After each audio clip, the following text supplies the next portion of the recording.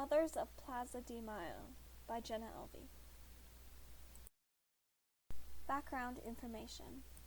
The Mothers of Plaza De Mayo was a protest movement started during the Dirty War in Argentina. The people were protesting in the main plaza of their hometown due to the disappearances of government officials or anyone who was opposed to the current government in power. At the time, that would be George Rafael Videla. He put the country under military control and enforced censorship, as well as banned trade unions, set up military camps where thousands of people were jailed and imprisoned due to the Civil War. Their goal was to find the children stolen or adopted during this military dictatorship. Throughout the second half of the 20th century, Latin America underwent a period of political instability marked by the military dictatorships and authoritarian governments. They were installed to fight against communism in the context of the Cold War. In Argentina, after a long series of military dictatorships, a new coup d'etat declared on March 24, 1976, was the beginning of the most bloody, repressive period of its history, ending in 1983. The government of the self-proclaimed National Reorganization Process implemented a plan to illegally and systematically kill thousands of citizens through kidnapping, torture, arbitrary executions, and enforced disappearances, thus carrying out a state terror policy. The disappearances became tragically systematic. Thousands of people were kidnapped at their homes, places of work, on the street, and subsequently became victims of the enforced disappearance. In 1977, some women, mothers of the young people who had been victims of this enforced disappearance, started to organize protests to demand information about their children's whereabouts. People began to talk about the disappeared, specifically a woman named Azucena Villaflor, one of its founding members of the Mothers of Plaza De Mayo, and most important reference. She was kidnapped in December 1977 and was a victim of the enforced disappearance herself. Her body was found on December 20th at the beach of Buenos Aires and was buried as NN, a missing person of unknown identity. In 2003, the body was examined and identified, and in 2005, with the help of the Argentina Forensic Anthropology team, Azucena, like so many people kidnapped and victims of enforced disappearance in Argentina, had been taken by the military and specifically their aircrafts and was thrown into the Rio de la Palaveta River from a great height in a so-called death flights, which commonly occurred to the disappeared people.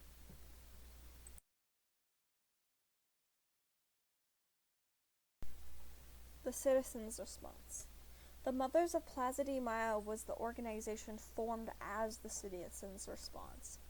It was formed because in 1977, the Argentine Human Rights Association decided that they wanted to stand up against their current dictator, George Rafael Videla, and the military dictatorship he had put the country in. Their main goal was to find the lost sons and daughters that had disappeared due to the government. However, they were also determined to charge the culprits of the disappearances with charges against humanity and promote their trial, as well as gain justice for those who were taken. Most citizens, besides the mothers, were terrified, and though they supported them, they did not actively protest because the limitations the government was putting on these protests. Examples of this would be they couldn't travel or pair up in more than groups of two, and at one point the police enacted the Emergency Act to try and stifle the citizens' response to the dictatorship. Who was involved? It was mostly the mothers of the sons or children who were getting randomly kidnapped by the government that was involved. The government was also equally involved because it was the cause of all this destruction. One specific leading member was Sarah Silberg Dabrowski, one of the founders of the Mothers of the Plaza De Mayo, whose son Fernando had disappeared in 1979 and taken to the infamous torture center at the ESMA, the School of Naval Mechanics. Broski's activism also extended to the other organizations within the Argentinian human rights movement network. She was a really strong leader in the protests and mainly upheld the mothers of Plaza de Mayo.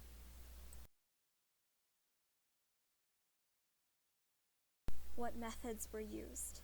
The women were non-violent protesters. They obeyed the government's restrictions on their protests but still managed to protest around it due to the dictatorship and murderous government.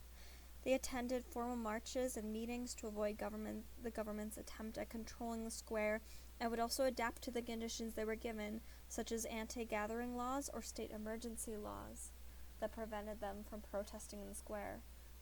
They got around these laws by mostly either gathering in small pairs and walking around, or gathering at specific times with more of a union group of people.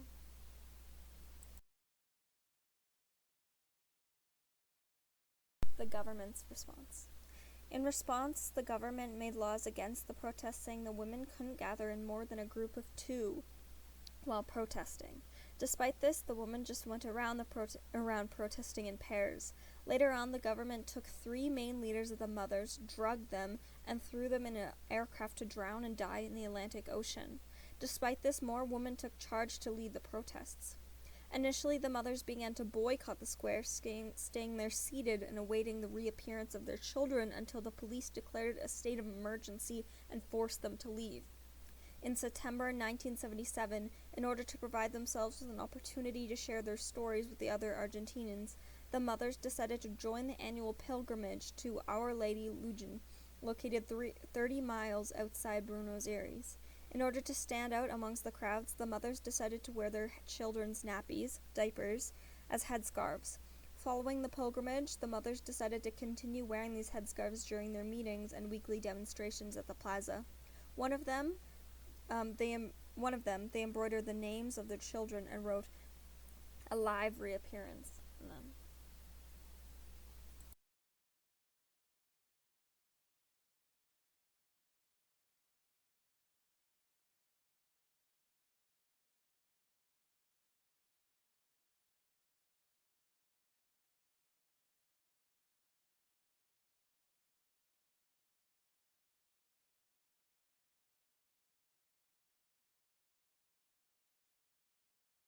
Results.